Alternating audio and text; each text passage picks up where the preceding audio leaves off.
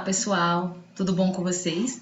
Sejam todos muito bem-vindos ao nosso encontro semanal de ciências.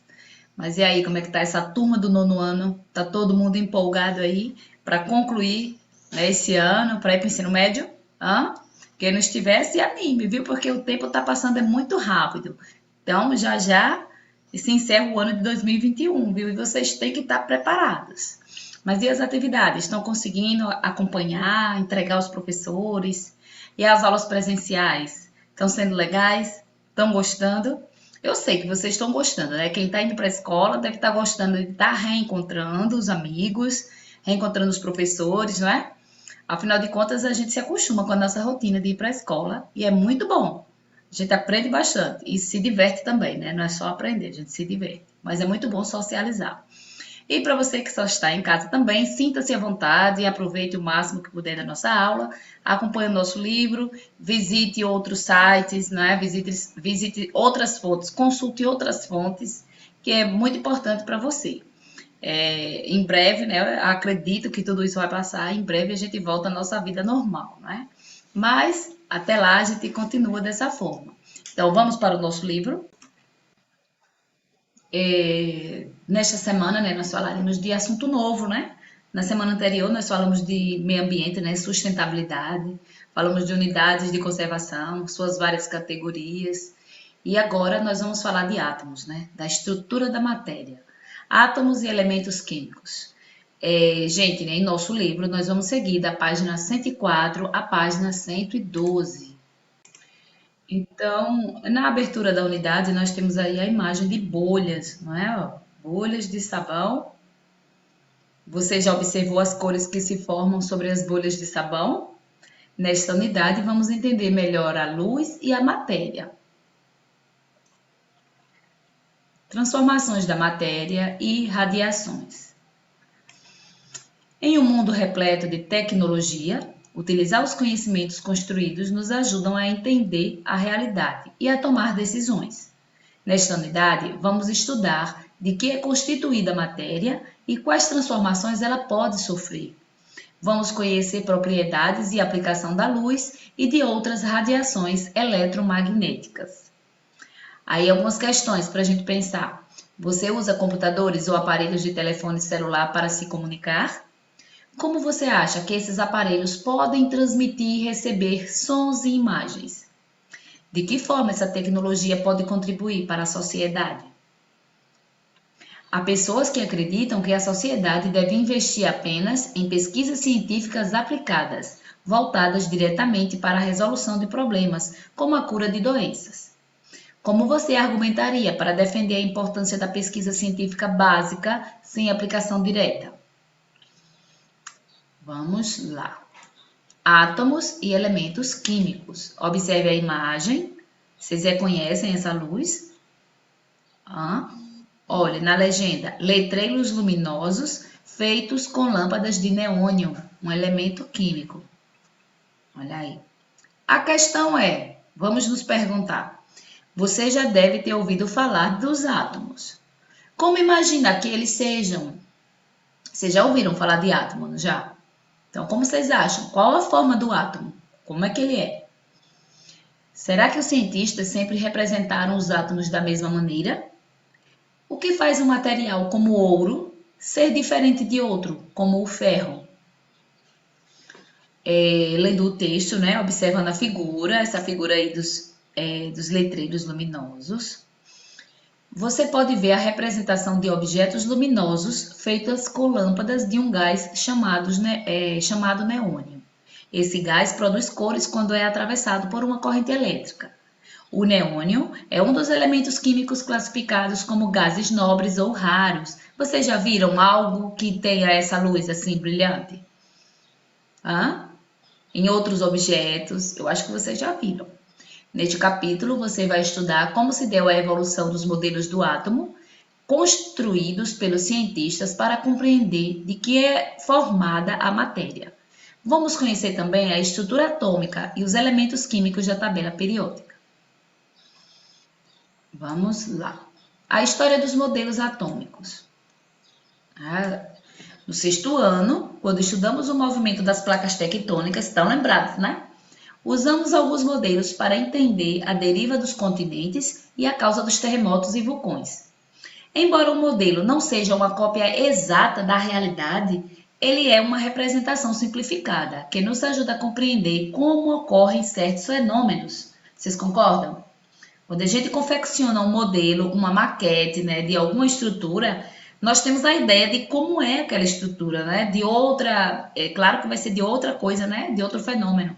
Mas é muito importante quando a gente constrói um modelo, nos dá uma ideia visual, né? A gente tem uma ideia visual de como é aquilo ali. Os modelos usados para representar os átomos são chamados modelos atômicos. Então, quando vocês ouvirem falar em modelos atômicos, está se referindo ao modelo do átomo. O átomo é tão pequenininho, gente.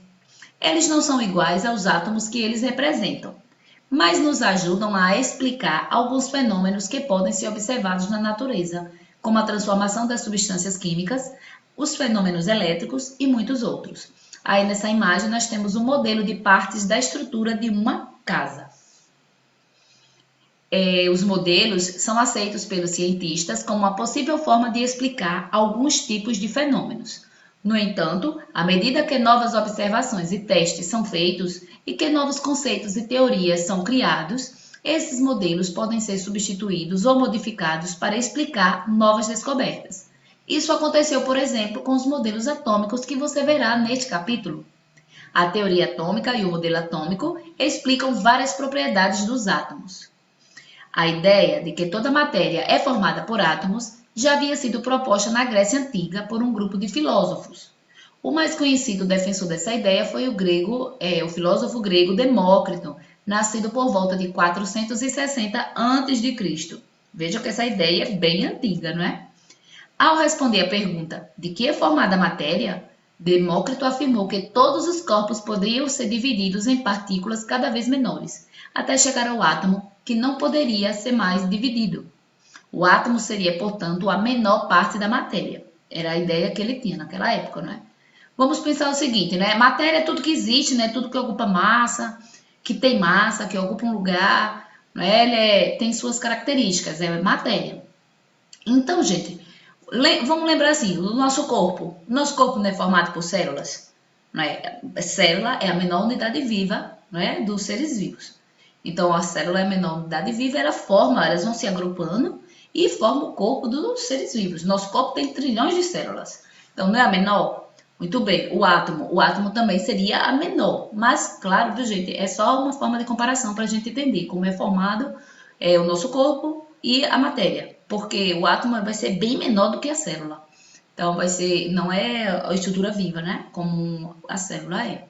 Mas é só para vocês terem uma ideia de formação, de estruturação. O átomo forma tudo, né? Tudo que é matéria é formado por átomo. Muito tempo depois da proposição de Demócrito, a partir do século XVI, durante o período conhecido como Renascimento, foram realizadas medições e experimentos que levantaram a hipótese de que a matéria era formada por átomos. Essa teoria ganhou força entre cientistas e filósofos, como veremos a seguir. Então, já desde aquele período, 460 a.C., já tinha essa ideia de Demócrito, não é?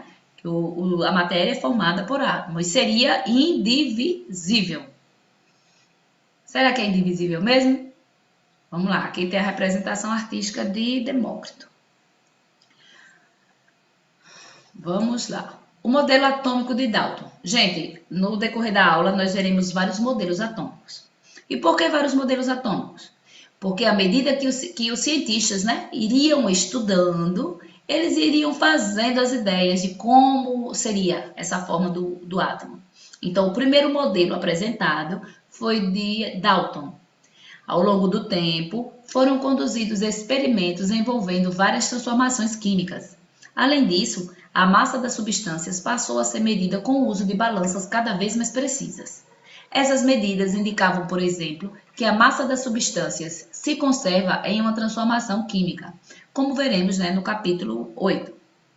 Em 1803, o cientista inglês John Dalton elaborou um modelo atômico para explicar o comportamento dos gases e os resultados das medidas das massas das substâncias durante as transformações químicas.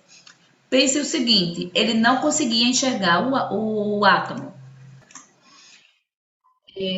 Mas mesmo sem enxergar, as experiências que ele realizava lhes davam, né, a ideia de qual seria a estrutura do átomo. Então, vamos lá.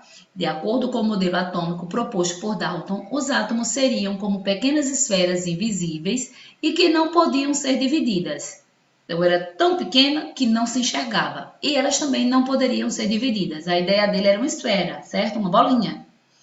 Essas partículas não poderiam ser quebradas em partes menores, nem criadas ou destruídas.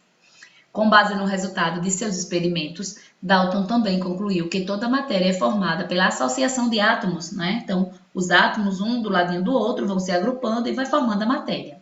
E que os átomos não são todos iguais. O ferro, por exemplo, é formado por um tipo de átomo diferente do átomo que se encontra no ouro. Concluiu ainda que, em uma transformação química, os átomos que formam as substâncias se recombinam entre si, dando origem a novas substâncias. Essas e outras afirmações formam a teoria atômica de Dalton. Essa teoria explica uma série de observações, como a compressibilidade dos gases e as proporções fixas com que as substâncias se combinam numa transformação química, como veremos no capítulo 8. No entanto, a teoria de Dalton não explicava como os átomos se ligam uns com os outros. Lembram lá que ele disse aqui que a matéria é formada pela associação de átomos, né? Mas nessa teoria dele não dizia como era que o átomo um se ligava ao outro. Quando novos estudos sobre os fenômenos elétricos foram realizados e descobriu-se a existência de partículas menores que o átomo, os cientistas passaram a realizar outros experimentos para propor novos modelos atômicos, como veremos a seguir. Essa aqui era a ideia, né, do modelo atômico de Dalton, uma esfera. De acordo com John Dalton, os átomos seriam pequenas esferas indivisíveis. Olha aí. Vamos lá. Agora outro modelo. Observe que os estudos não pararam, né? Os cientistas continuaram estudando. A ciência não para. O modelo atômico de Thomson. Na Grécia Antiga, já se sabia que os pedaços de âmbar, que é uma resina fóssil, proveniente de uma espécie de pinheiro, atritados em peles de animais, podiam atrair objetos leves. Mas alguns séculos mais tarde, a causa dessa atração foi chamada de eletricidade, né? Você estudou isso no 8º ano. Esse é um dos fenômenos que podem ser explicados pelo fato do átomo apresentar cargas elétricas positivas e negativas. Em 1897, o físico inglês Joseph John Thomson comprovou a existência de partículas de carga negativa dos átomos. Essas partículas passaram a ser chamadas de elétrons. Então, observe, a ideia de Dalton era apenas uma esfera, divisível. Já a partir de Thomson, já apareceu mais uma estrutura aí no átomo. Olha aí, as partículas negativas são chamadas de elétrons. Thomson sabia que o átomo era eletricamente neutro, ou seja, apresentava carga total nula. E como o elétron era negativo, ele supôs que deveria haver uma carga positiva no átomo que anulava a carga negativa. Então, se eles eram positivos, se eles eram negativos, né, os elétrons, então aqui no átomo deveria existir uma carga positiva para tornar neutro. O átomo, segundo Thomson, seria formado por elétrons mergulhados em uma esfera com carga negativa.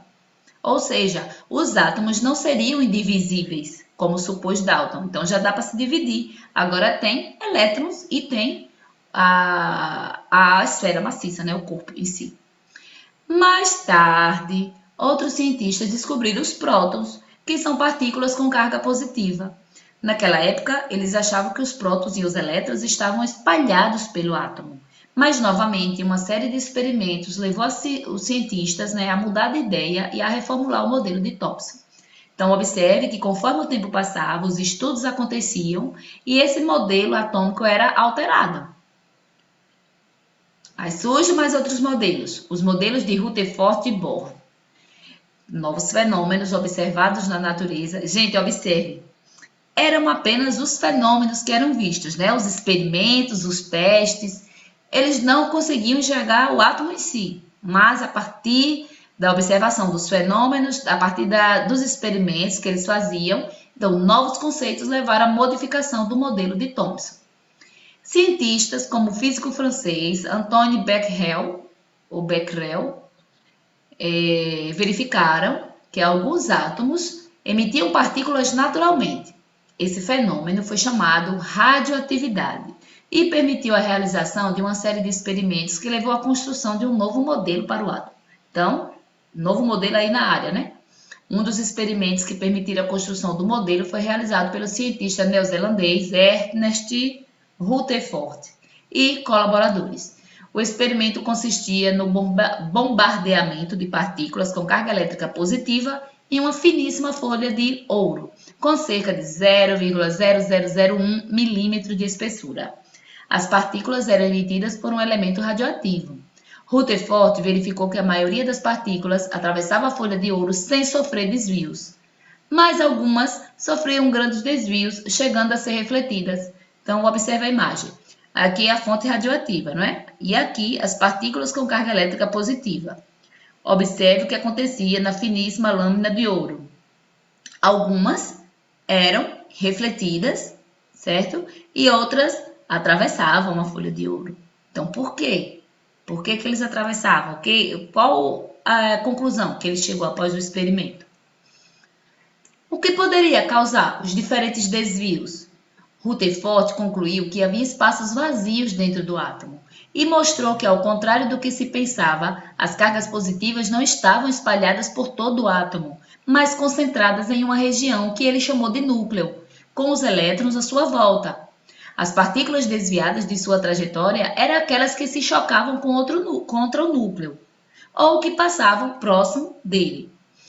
O resultado esperado do experimento de Rutherford, se a distribuição de cargas elétricas de átomos estivesse de acordo com o modelo de Thomson, o resultado... aliás, gente, vamos observar direito. Veja a figura, que é essa figura abaixo. O resultado esperado do experimento de Rutherford se a distribuição das cargas elétricas no átomo estivesse de acordo com o modelo de Thomson, A, e o resultado observado por Rutherford, B. Vamos lá. O modelo de Thomson, olha aqui os elétrons e olha aqui a carga positiva nele, né? Totalmente nele. Então, os raios passavam direto. Já no modelo de Rutherford, olha aí, a partícula positiva desviada pelo núcleo. Então, vamos lá. Os raios passaram, né? As partículas passaram, mas aqui ela encontrou algo que fez desviar. Então, foi desviado. Nem todos passaram. Outros mudaram um pouquinho a direção. Então, deu a ideia... O que foi que ele entendeu a partir disso aí? Baseado no resultado de seus experimentos, em 1911, Rutherford propôs um modelo de átomo com duas regiões. Então, não era mais aquela bolinha maciça. O núcleo era a região central onde ficavam os prótons com carga positiva, que seria aqui, né?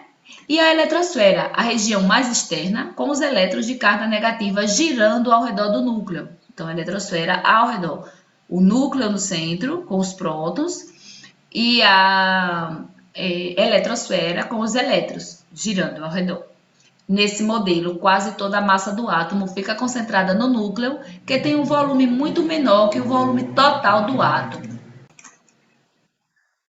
Então, ó, veja, quase toda a massa está concentrada no núcleo, que tem um volume muito menor que o volume total do átomo. Ele é pequenininho, mas quase toda a massa está concentrada nele. Ao redor fica a eletrosfera. A partir do experimento, Rutherford deduziu que o diâmetro do átomo é cerca de 10.000 vezes maior do que o diâmetro do núcleo. Olha, gente, 10.000 vezes. É tudo muito pequeno, né? Concluiu também que o núcleo está concentrado praticamente toda a massa do átomo. Então, veja o modelo proposto por Rutherford. Olha aqui na figura abaixo. O núcleo e a eletrosfera, né, onde os elétrons ficam girando ao redor do núcleo. Gente, os átomos não são exatamente esferas, mas se imaginarmos os átomos como pequenas esferas, seu diâmetro estaria entre 50 milhões e 10 milhões de vezes menor que 1 milímetro. Então, voltando a olhar o modelo, né, de Rutherford, representação do modelo atômico segundo Rutherford.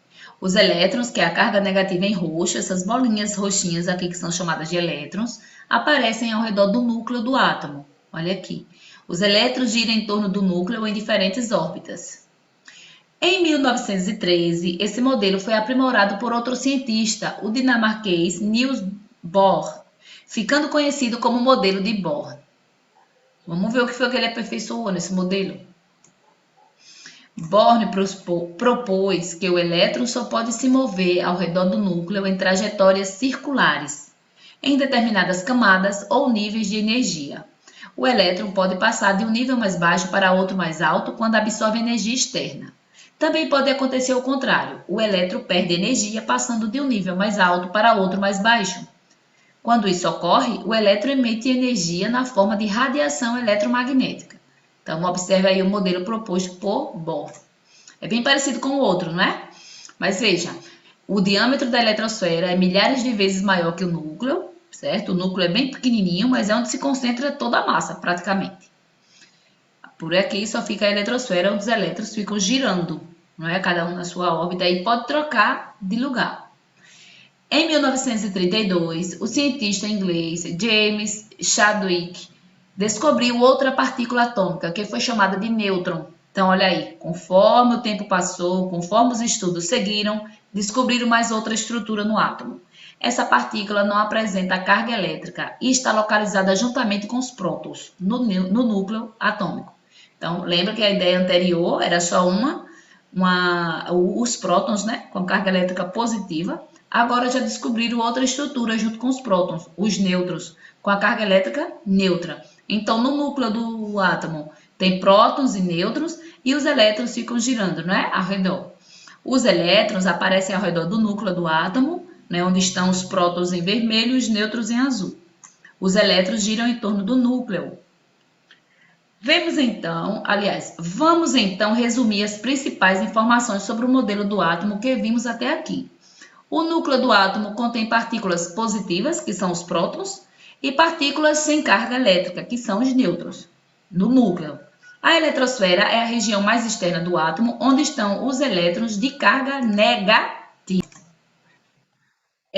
Os prótons e os nêutrons, eles têm massa praticamente iguais, né? Aproximadamente 1,7 vezes 10 elevado a menos 24 gramas. Já a massa de um elétron, que é cerca de 9,1 vezes 10 elevado a menos 28 gramas, é quase 1868 vezes menor que a de um próton, que é aproximadamente a relação que existe entre a massa de um pequeno pássaro e a de um ser humano adulto. Quase toda a massa do átomo fica concentrada no núcleo. Então, gente, veja que essa figura mostra um resumo da evolução dos modelos atômicos. Então, vamos entender. Lembra do primeiro modelo de Dalton? Apenas uma esfera indivisível. Era a ideia dele, né? Uma esfera indivisível. Com o tempo, Thomson já apresentou o modelo dele. A esfera cravejada por elétrons. Aí veio Rutherford e deu também a sua ideia. Os elétrons girando ao redor do núcleo. Existia um núcleo. E no final das contas, chegou o de Bohr, já com os elétrons girando ao redor do núcleo. Olha aí. Então, só de observar as imagens dá para a gente ver, né, a mudança, a evolução dos modelos atômicos. Os modelos de Rutherford e Bohr podem ser usados para explicar várias propriedades químicas da matéria.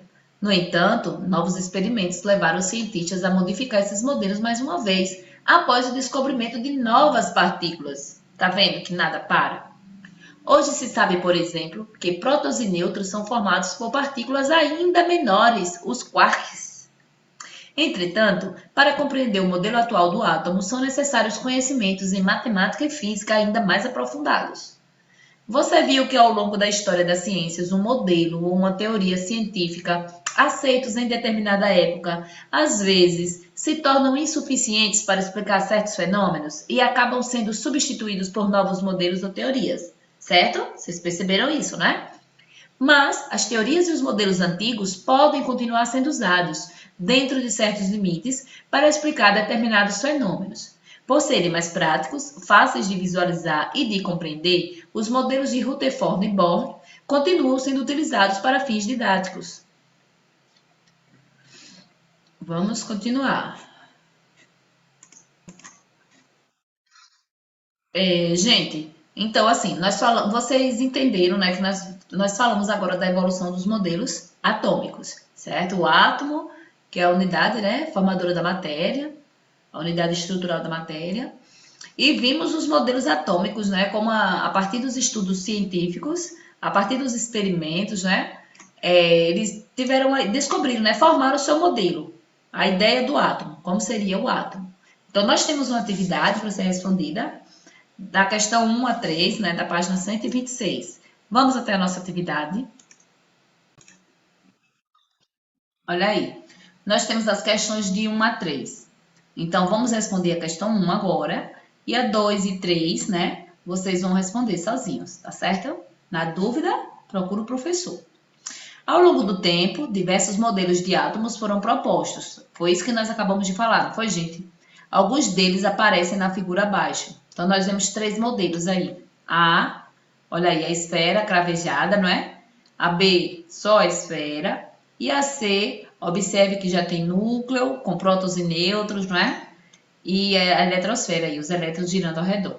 A letra A. Qual é a sequência histórica em que os 3 modelos da figura acima apareceram? Então, qual foi que apareceu primeiro aí na história, gente? Na formação, né, desses modelos. O primeiro que apareceu foi o B, não é? Lembra lá do modelo de Dalton? B. Letra B. Depois do letra B, desse modelo B, qual foi o outro modelo que apareceu? Letra A. Então, já não era mais simples esfera, já estava cravejado de elétrons, né? De cargas negativas. Que, segundo ele, né? Foi Thomson, né? Segundo ele, nesse período aqui, desse modelo, o núcleo, toda a esfera seria positiva e os elétrons seriam negativos, né? E, por último, olha aí, gente, o último modelo da letra C aí, de Rutherford. Gente, ficou B, A e C, certo? A sequência. Aí vem a letra B. Que cientistas contribuíram para elaborar cada modelo? Então, acabei de citar já o nome deles, né? O B foi Dalton, o A, Thomson e o C, Rutherford. Então, vocês podem responder aí tranquilamente. Facinho, facinho, né? Os outros, vocês seguem, leiam e respondam. Vai ser fácil, né, de responder. Gente, nós terminamos aqui a nossa primeira videoaula, não é? Já já a gente volta com a nossa segunda videoaula. Então, até daqui a pouquinho. A gente se revê nesse instante. Tchau.